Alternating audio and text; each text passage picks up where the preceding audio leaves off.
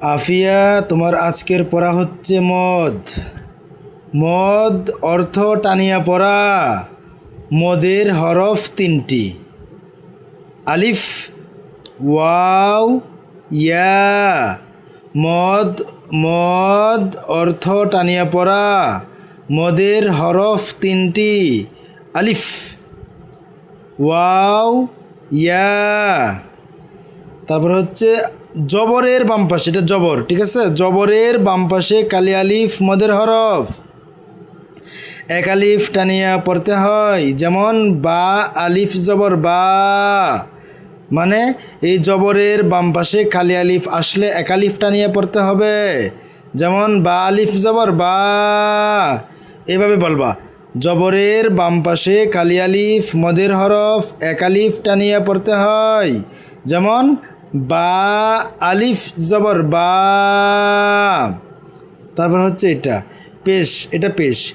পেশের বাম পাশে জজমলা ওয়াও মদের হরফ এক আলিফ টানিয়া পড়তে হয়। যেমন বা ওয়াও পেশ বু। আবার পেশের বাম পাশে বলতে হবে আমার সাথে এইভাবে, পেশের বাম পাশে জজমলা ওয়াও মদের হরফ এক আলিফ টানিয়া পড়তে হয়। যেমন বা ওয়াও পেশ বু।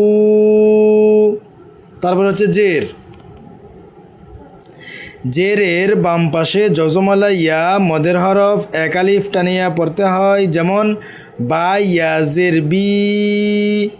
জেরের বাম পাশে জজমলা ইয়া মদের হরফ এক আলিফ টানিয়া পড়তে হয়। যেমন বা ইয়া জের বি। আবার মদ অর্থ টানিয়া পড়া। মদ অর্থ টানিয়া পড়া।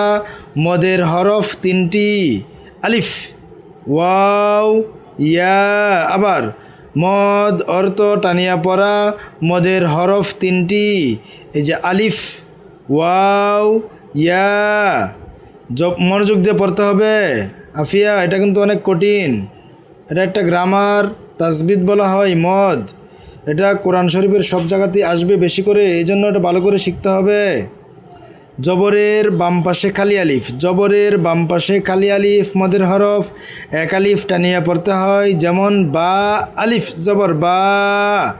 তারপরে পেশের বাম পাশে জজমলা ওয়াও মদের হরফ এক আলিফ টানিয়া পড়তে হয়। যেমন বা ওয়াও পেশ বু।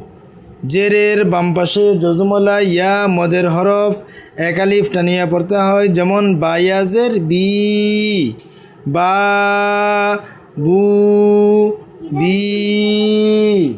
সুন্দর করে এটা মুখস্থ করবা, ঠিক আছে।